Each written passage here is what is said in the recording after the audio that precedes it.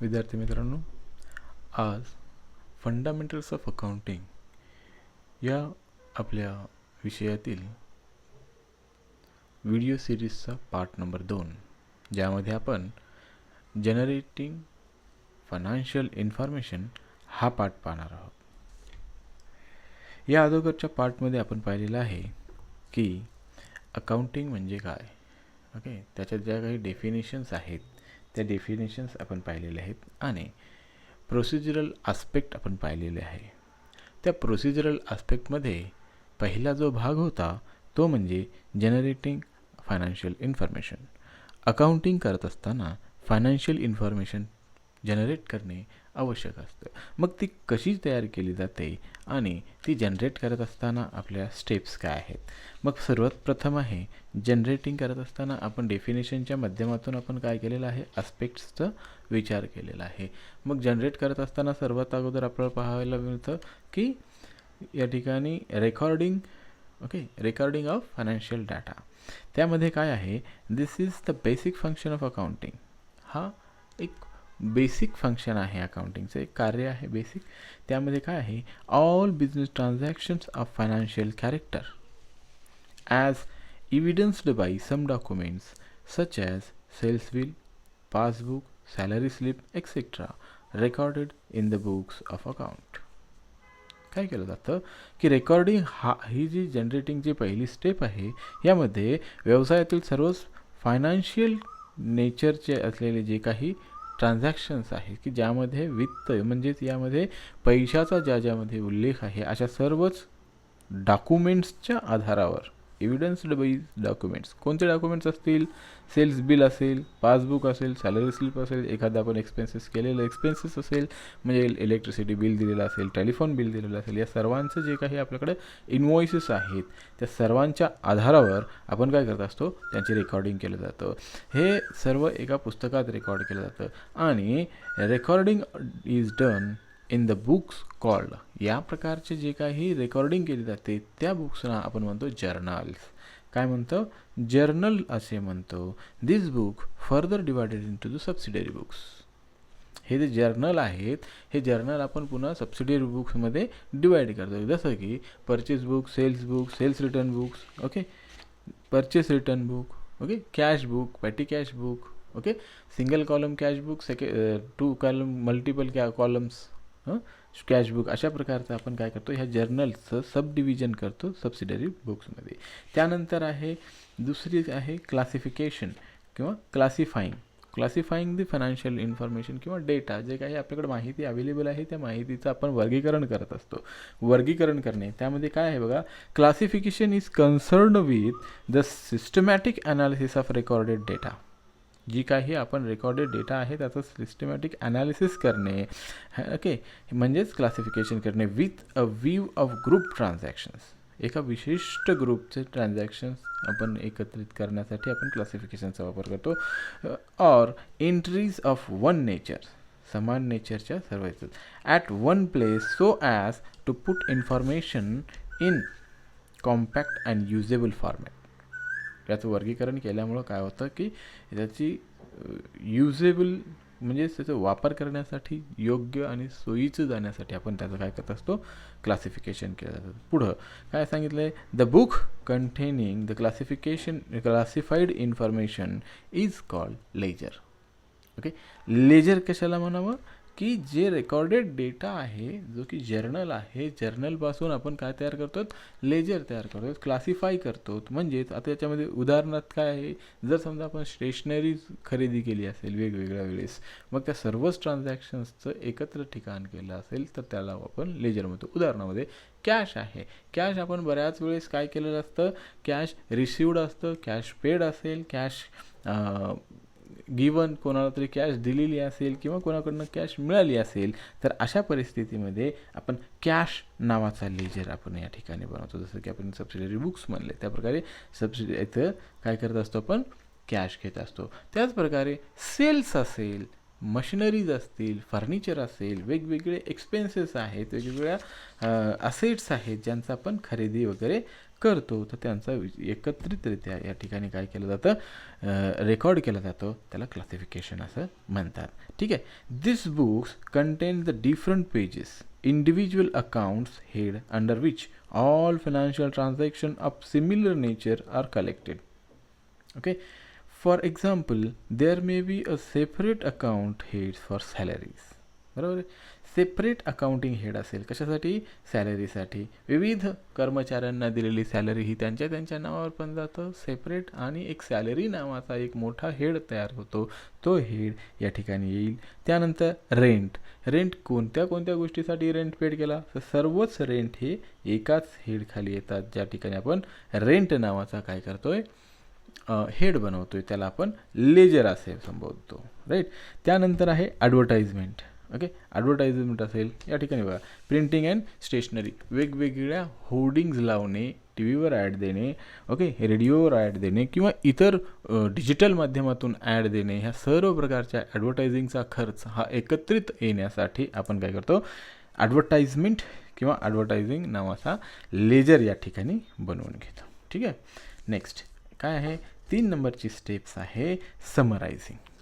काय करायचं आहे, जो इन्फॉर्मेशन आपण रेकॉर्ड केलेलं आहे, ज्याचं क्लासिफिकेशन केलेलं आहे, त्याचं समरायझिंग करणेसुद्धा गरजेचं आहे. कारण व्यवसायामध्ये जे ट्रान्झॅक्शन्स असतात, जे व्यवहार असतात, ते मोठ्या प्रमाणात असतात. मग जे फायनान्शियल इन्फॉर्मेशन ज्यांना लागणार आहे, जे त्याचे युजर्स आहेत, जे की आपण मागील व्हिडिओमध्ये पाहिलं आहे की फायनान्शियल इन्फॉर्मेशनचे युजर्स कोण आहेत किंवा अकाउंटिंग इन्फॉर्मेशनचे युजर्स कोण आहेत, त्या सर्वांना गरज असते ती समराइज्ड डेटाची. ते सर्व डेटा पाहत बसणार नाहीत, म्हणून समराइज्ड डेटा करावा लागतो. त्यासाठी काय आहे, it is concern with the preparation of presentation of the classified data in a manner useful to the internal as well as external users of financial statement. काय सांगितलं की हे कशासाठी लागतं समरायझिंग करणे, की जो काही डेटा आपण क्लासिफाय केलेला आहे, रेकॉर्डेड केलेला डेटा, तो अंतर्गत व बाह्य वापरकर्त्यांना. अंतर्गत वापरकर्ते कोण आहेत, तर अंतर्गत वापरकर्ते हे आपले मॅनेजमेंट आहे. ओके, मॅनेजमेंटला ह्या इन्फॉर्मेशन सहजरित्या सर्वच ट्रान्झॅक्शन लक्षात येण्यासाठी समरायझिंग करणे गरजेचं आहे, as well as external users of financial statement. External users कोण आहेत, तर एक्सटर्नल युजर्समध्ये bank, financial institutions, government, okay, या सर्व गोष्टी या ठिकाणी काय आलं, external users of financial statement आहेत. यांच्यासाठी आपल्याला समरायझिंग करावं लागतं. मग समरायझिंग करणे म्हणजे काय करणे, तर त्या ठिकाणी बघा, ट्रायल बॅलन्स तयार करणे. लेजरपासून ट्रायल बॅलन्स तयार होतं. ट्रायल बॅलन्सपासून काय तयार करणे, trading and profit and loss account बनवणे. त्यानंतर बॅलन्स शीट बनवणे, कॅश फ्लो स्टेटमेंट बनवणे, फंड फ्लो स्टेटमेंट्स बनवणे. या विविध स्टेटमेंट्स या ठिकाणी आपण काय करतो, बनवतो. म्हणून त्याला समरायझिंग केलं जातं की व्यवहार, या संपूर्ण व्यवसायामध्ये जे काही व्यवहार झालेले आहे, जे काही रेकॉर्डेड ट्रान्झॅक्शन्स आहेत, त्याचं क्लासिफिकेशन आहे, हे आपल्याला सर्व काही कुठून मिळून जातं, बॅलन्स शीटमधून मिळून जातं, trading and profit and loss account मिळून जातं. ओके, यासाठी आपण ट्रायल बॅलन्स तयार केलं जातं. म्हणून समरायझिंग गरजेची आहे. कॅश बॅलन्स किंवा असं गृहीत धरा की एखादं कॅश बॅलन्स आहे जे की ट्रायल बॅलन्सला दिलेलं आहे. त्या ट्रायल बॅलन्समध्ये जे कॅश बॅलन्स येईल, ते कॅश बॅलन्स कुठला असेल, जे लेजर किंवा सबसिडरी बुक ह्यापासून जे आपण लेजर बनवतोय, कॅश लेजर, त्या लेजरचं जे शेवटचं बॅलन्स शिल्लक असेल, म्हणजे संपूर्ण व्यवहार झाल्याच्या नंतर, बिझनेसमध्ये संपूर्ण व्यवहार झाल्याच्या नंतर वर्षाच्या शेवटी किती कॅश शिल्लक आहे एवढं दर्शवण्याचं काम हे समरायझिंग केलेला ट्रायल बॅलन्स दाखवतं. म्हणून आपल्याला काय आहे की डेटा समराईज करणे गरजेचं आहे. संपूर्ण डेटा पाहण्याची गरज असावी का, की एखादा इंटरेस्टेड पार्टी आहे तो तुमचे प्रत्येक ट्रान्झॅक्शन बघावा का. जर शेअर होल्डर असेल तर शेअर होल्डर्सने गुंतवण्याच्या अगोदर तुमच्या बिझनेसमध्ये झालेले सर्व कॅश ट्रान्झॅक्शन्स किंवा मग विक्रीचे ट्रान्झॅक्शन्स किंवा मग एक्सपेंडिचर म्हणजे आपण जे सॅलरीज पाहिलेले आहेत, सॅलरीज असेल, रेंट असेल, कुठं कुठं तुम्ही पेड करता याचा विचार करत बसण्याची आवश्यकता आहे का, नाही. म्हणून एकूण रेंट किती पेड केलं जातं, एकूण सॅलरीज किती पेड केल्या जातात, एकूण सेल्स किती होतं, त्याच्यामागे स्टॉक किती शिल्लक राहतो, त्याच्यावर ऑपरेटिंग एक्सपेन्सेस किती आहेत, त्याचा असेट्स किती शिल्लक आहेत, त्याच्या लॅबिलिटीज किती शिल्लक आहेत. म्हणजेच या सर्व गोष्टींचं समराईज करणे या ठिकाणी आपल्याला आवश्यक आहे. म्हणजेच युजर्स जे आहेत, त्याचे जे वापरकर्ते आहेत, जे इंटरेस्टेड पार्टीज आहेत, त्यांना माहिती त्या व्यवसायाची सहजरित्या उपलब्ध होईल आणि सहजरित्या समजू शकेल. ओके, नंतरचा पॉईंट आहे ॲनालायझिंग. ज्या गोष्टी आपण काय केलेल्या आहेत की रेकॉर्ड केलेल्या आहेत, क्लासिफाय केल्या आहेत, समराईज केलेल्या आहेत, त्याला अनालाइज करणं पण गरजेचं आहे. अनालाइज करत असताना बघा, the term analysis means methodological classification of data given in the financial statement. एका विशिष्ट पद्धतीने त्या दिलेल्या माहितीचं अनालाइज केलेल्या क्लासिफाईड केलेल्या वर्गीकृत केलेल्या समराईज केलेल्या माहितीचा एका विशिष्ट पद्धतीचा अवलंब करून क्लासिफाय करणे. ओके, त्याचबरोबर the figures given in the financial statement will not help unless they are in a simplified form. जे काही तुमच्याकडं समराईज केलेली माहिती असेल त्याच्यामध्ये त्या सर्व डेटाचं सिम्प्लिफाईड फॉर्ममध्ये जोपर्यंत रूपांतर करणार, म्हणजे सोप्या रूपामध्ये त्याचं जोपर्यंत रूपांतरण करणार नाही तोपर्यंत काय होऊ शकत नाही की आपल्याला सहजपणे ती फायनान्शियल डेटा समजू शकत नाही. म्हणून काय सांगितलं आहे, for example all items related to fixed assets are put at one place. Assets कुठं लिहायचे, लायबिलिटीज कुठे लिहायच्या, करंट असेट्स कुठे लिहायचे, फिक्स्ड असेट्स कुठे लिहायचे, करंट लायबिलिटीज कुठे लिहायच्या, एक्सटर्नल लायबिलिटीज कुठे लिहायच्या, है ना, ऑपरेटिंग एक्सपेन्सेस कुठे लिहायचे, है ना, कॉस्ट ऑफ गुड सोल्ड कुठं लिहायचं, मग परचेसेस हे डेबिटला कुठं यावेत आणि सेल्स हे कोण्या अकाउंटला जावेत. ओके, इंटरेस्ट रिसिव्ड कुठं यावं, इंटरेस्ट पेड कुठं यावं, ह्याचं अनालिसिस करणं गरजेचं आहे.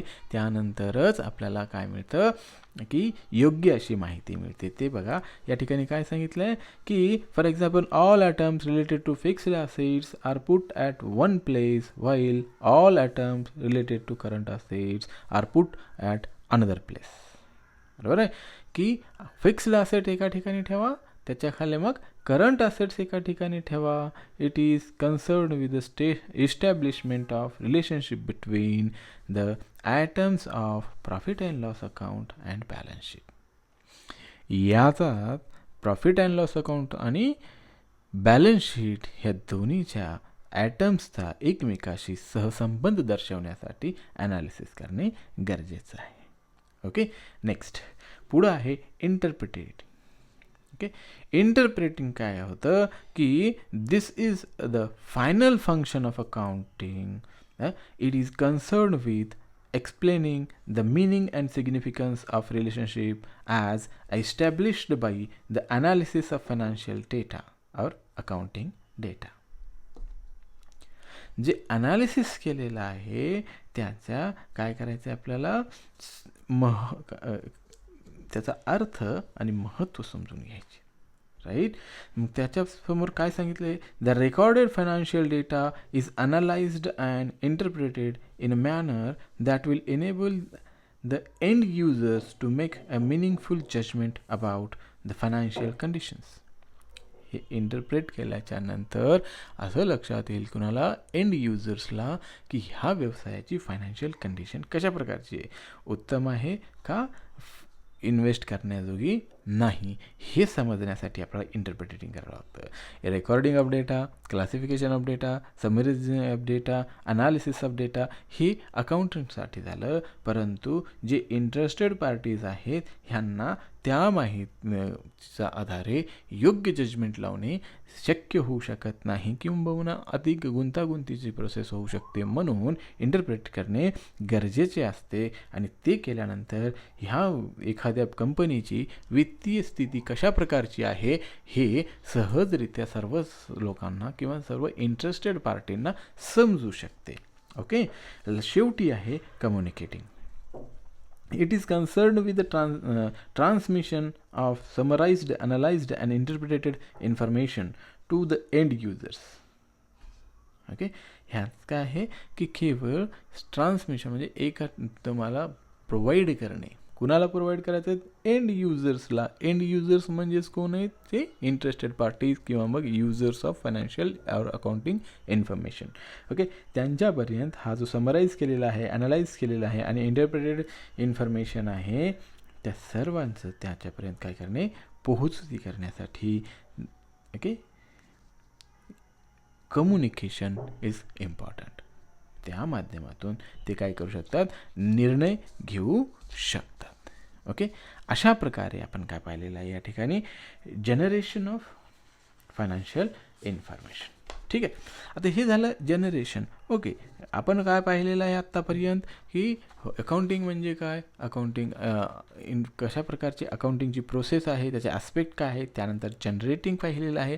मग ऑब्जेक्टिव्ज काय आहेत अकाउंटिंग करण्याच्या मागं, किंवा मग अकाउंटिंग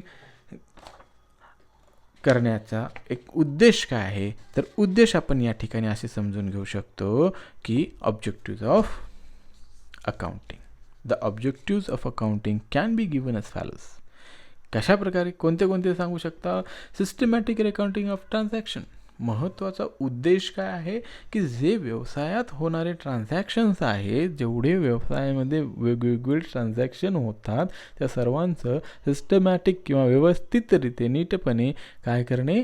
रेकॉर्डिंग करणे गरजेचं असतं. म्हणून या ठिकाणी आपण काय म्हणायचं? पहिला उद्देश काय आहे? Systematic recording of transaction. दुसरा उद्देश आहे ascertainment of result of above recorded transactions. वर जे रेकॉर्डेड ट्रान्झॅक्शन पहिल्यांदा जे पहिला उद्देश आहे की रेकॉर्ड करायचे ट्रान्झॅक्शन, तर त्याचं रिझल्ट शोधणे गरजेचं आहे. म्हणून काय सांगितलं बघा की accountant prepares profit and loss account to know the result of business operation. काय अकाउंटंटचं काम काय? की प्रॉफिट अँड लॉस अकाउंट काढणे. ओके, त्यामधून काय मिळतं की जर रेव्हेन्यू हे if revenue exceeds expenses, revenue जर एक्सपेन्सेसपेक्षा अधिक असतील तर त्यामध्ये काय होतं की प्रॉफिट होतो. आणि च्या उलट if expenses are exceeds revenue, जर समजा काय असेल एक्सपेन्सेस हे रेव्हेन्यूपेक्षा अधिक असतील तर त्या ठिकाणी आपण लॉस आहे असं म्हणू शकतो. म्हणजेच रिझल्ट जो आहे की जे रेकॉर्डेड डेटा आहे, जे क्लासिफाईड डेटा आहे, त्याच्यामधून आपल्याला सदरील कंपनीला प्रॉफिट झाला किंवा लॉस झाला हे शोधण्यासाठी आपल्याला काय करावं लागतं? या प्रकारचं अकाउंटिंगचा हा एक उद्देश आहे. ओके, त्यानंतर बघा to understand the financial position of business. व्यवसायाची वित्तीय स्थिती कशा प्रकारची आहे हे समजून घेण्यासाठी सुद्धा आपल्याला काय लागतं की अकाउंटिंग इन्फॉर्मेशन लागते. कशाच्याद्वारे आपण हे समजू शकतो? तर बॅलन्स शीट, प्रॉफिट है ना, year and year increasing profit असेल. ओके, मग सेल्स कशा प्रकारचे इन्क्रीज होते, कॉस्ट ऑफ प्रोडक्शन कशा प्रकारे रिड्यूस होतोय, ओके, किंवा कॉस्ट ऑफ सेल्स कशा प्रकारचं आहे, या सर्व गोष्टीचं ॲनालिसिस करून आपण काय करू शकतो की बिझनेसचं पोझिशन समजू शकतो. असेट्स किती आहेत, लॅबिलिटीज, एक्सटर्नल लॅबिलिटीज किती आहेत, मग नेटवर्थ किती आहे, या सर्व गोष्टींचा आपण विचार करून काय केलं जातं की फायनान्शियल पोझिशन या ठिकाणी आपण त्या व्यवसायाची समजून घेऊ शकतो. त्यासाठीच अकाउंटिंग केली जाते. हे एक महत्त्वाचं उद्देश आहे. Next, providing information to the users. हे सर्वात महत्त्वाचा उद्देश आहे. अकाउंटिंग का करायची, कुणासाठी करायची?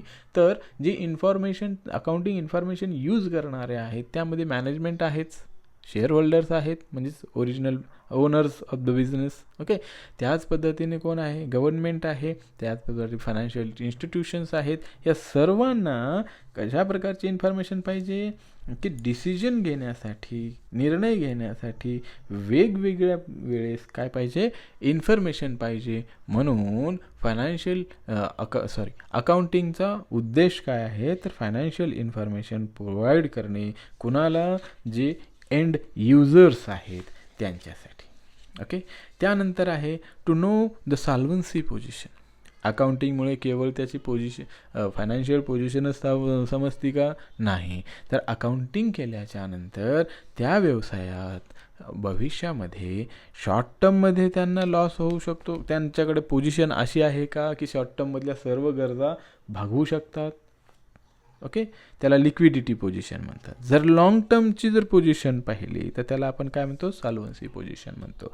जर समजा एखाद्या व्यवसायामध्ये लॉंग टर्ममध्ये त्यांच्याकडं एवढी संपत्ती किंवा एवढं असेट नाही आहे की त्यांचं लॅबिलिटीज देऊ शकतील किंबहुना ते लॉसमध्ये जात असतील, तर अशा वेळी ते इन्सॉल्वंट होऊ शकतात, म्हणजेच दिवाळखोर होऊ शकतात. म्हणून त्यांची दिवाळखोरी तपासण्यासाठी एखादा व्यक्ती, एखादा इन्व्हेस्टर, एखादी बँक जर एखाद्याला लोन देत असेल एखाद्या कंपनीला, किंवा एखादा इन्व्हेस्टर इन्व्हेस्ट करत असेल त्याच्या शेअर्समध्ये, तर त्याला लॉंग टर्ममध्ये त्याचा इन्व्हेस्टमेंट योग्य ठिकाणी होती आहे किंवा नाही हे पाहण्यासाठी अकाउंटिंग इन्फॉर्मेशनचाच वापर केला जातो आणि त्याच्यातून सॉल्व्हन्सी पोझिशन त्याची सापडली जाते. ओके, ह्या प्रकारचे सर्व त्याचे काय आहेत, उद्देश आहेत. त्यानंतर आपण पाहणार आहोत फंक्शन्स ऑफ अकाउंटिंग. काय फंक्शन्स आहेत, मेजरमेंट, सर्वात महत्त्वाचं आहे measurement. Accounting measures the past performance of business and depict the current position.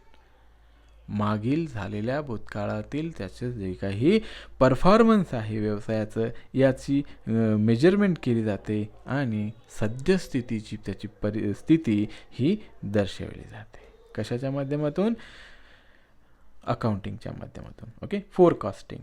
ज्या प्रकारे आपण त्याची पास्ट पोझिशन पाहू शकतो त्याच प्रकारे अकाउंटिंगच्या माध्यमातून भविष्याचा सुद्धा काय करू शकतो, अंदाज वर्तवू शकतो. काय बनलं बघा, accounting helps in forecasting the future performance of financial position of the business.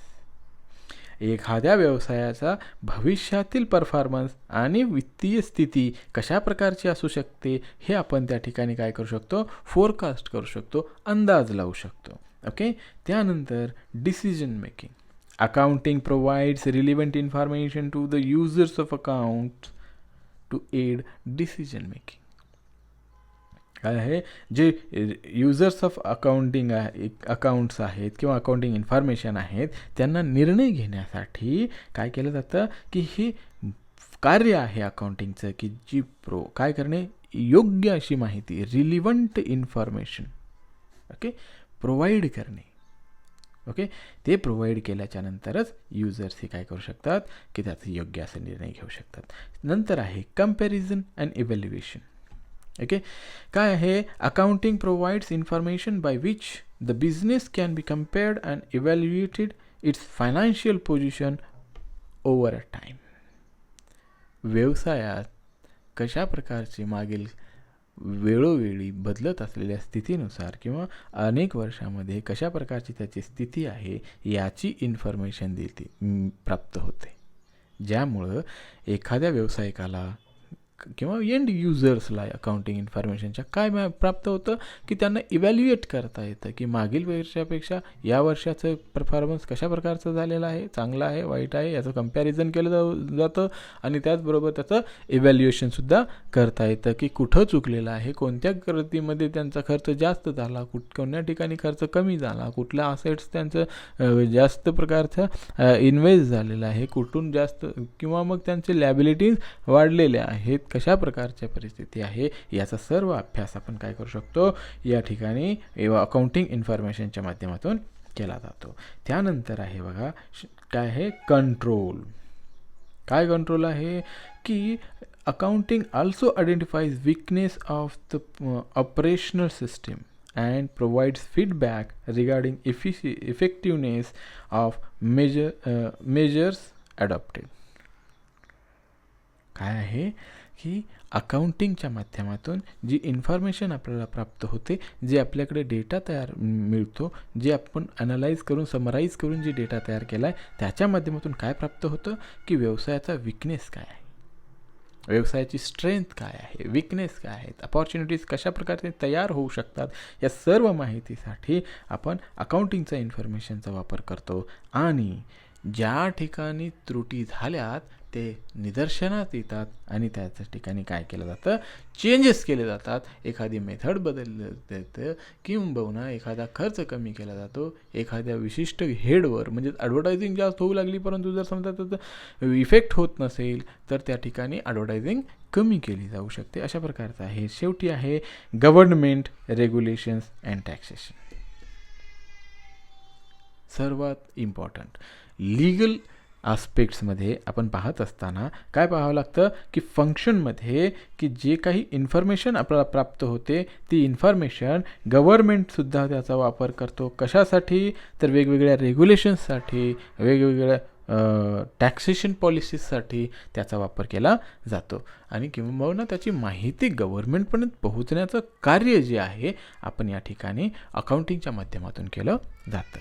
या ठिकाणी आपण काय काय पाहिलेलं आहे की जनरेशन ऑफ इन्फॉर्मेशन, ओके, त्यानंतर ऑब्जेक्टिव्ज ऑफ अकाउंटिंग आणि फंक्शन्स ऑफ अकाउंटिंग. या ठिकाणी आपण पुढील भागात बाकीची गोष्टी पाहूया. धन्यवाद.